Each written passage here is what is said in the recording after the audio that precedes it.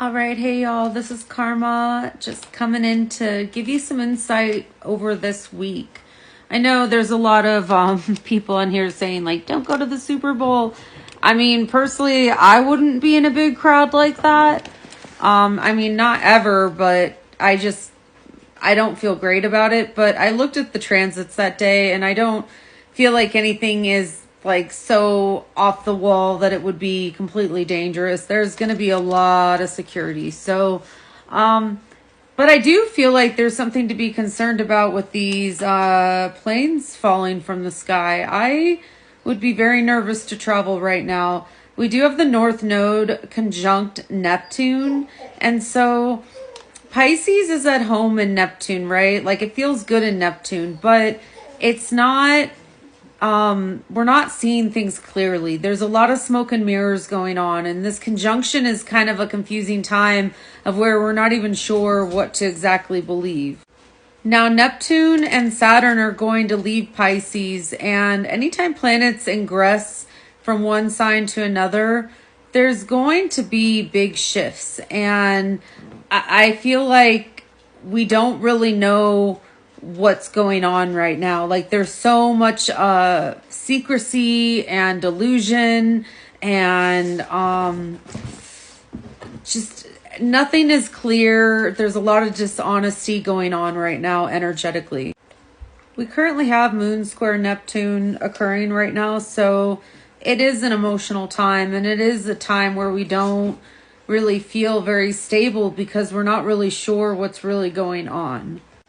We're bracing for this full moon in Leo on the 12th, so technically we're already in that window of the full moon. Full moon is 7 days leading up to the full moon and then 7 days after. I usually see full moons in my own life like a few days after the full moon, from what I've noticed. We also have Jupiter finally moving direct in Gemini. And the one thing I am concerned about is Mars is going to go direct on the 22nd in the sign of Cancer. And so I would really try hard to stay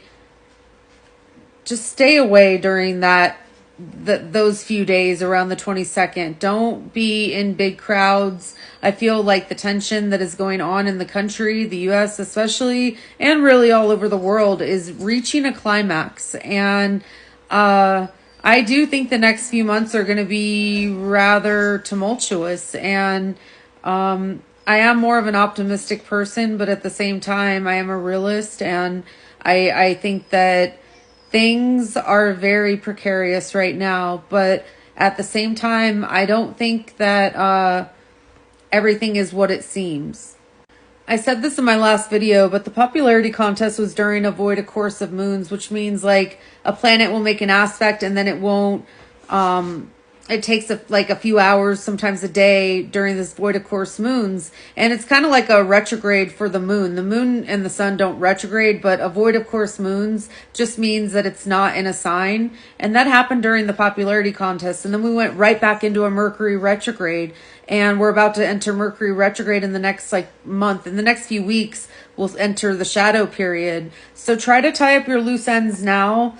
Venus is also going to retrograde. So again, I would not suggest getting married during this time or getting plastic surgery or dyeing your hair like a crazy color you've never tried. Like it's not the time for that. This is more of an introverted, like Crystallis type energy where we need to go within and we need to address the certain things in our lives that aren't satisfying us. And make game plans. It's not really action time. Now, as far as Mars retrograde right now, I brought this up in my last video. I think it's really interesting to see Elon Musk with a Cancer rising and how Mars retrograde is just really ostracizing him, right? And I'm not upset about it, but it's interesting to watch that from afar. When Mars goes direct, it's going to go back over those Leo degrees, and that's really going to scrutinize Mr. T. So there's a lot that's going to come out, I feel like, in this next week. Now we have Venus and Aries especially, so people are really pissed and people are taking it to the streets. There is going to be an escalation, as everyone I'm sure can feel.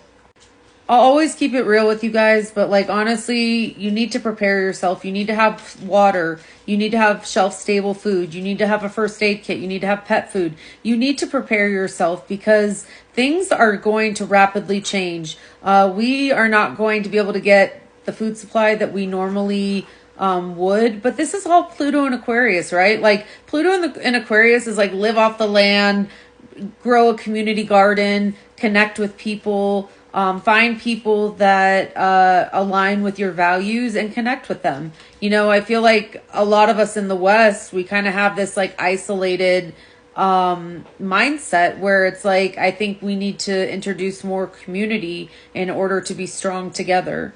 The thing is, I feel like Gen Z, Gen X, millennials, like we're not like complicit. Like we are very I feel like independent generations where we're not going to let people push us around. We're going to stand up for what we believe in and what is right. And many of us are educated. So like we know the difference between right and wrong, and we know that history repeats itself. So Pluto and Aquarius is like future minded. I feel like we're going to get a lot of innovations for healthcare. People are going to live longer. There's going to be a lot of beauty treatments that are going to help preserve youth.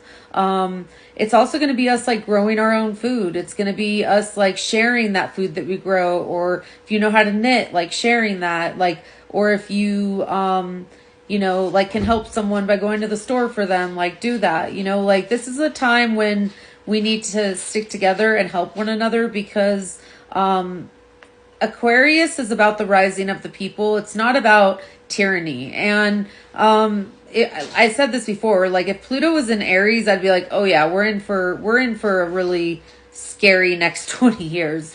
But I mean, it's scary right now, but at the same time, I just know that, we're not going to just be docile while our freedoms get taken away. So call your senators, call your representatives. That's what they're there for. Keep calling them. I've called them like every day for the last 7 days. I'm sure they're tired of me at this point, but that's what it takes to really advocate for yourself, and not only for yourself, but for people that have far less than you, because I really believe that, like, as hard as our lives can get sometimes, like, there are some people in this world that really struggle and really don't get fair shots or fair chances.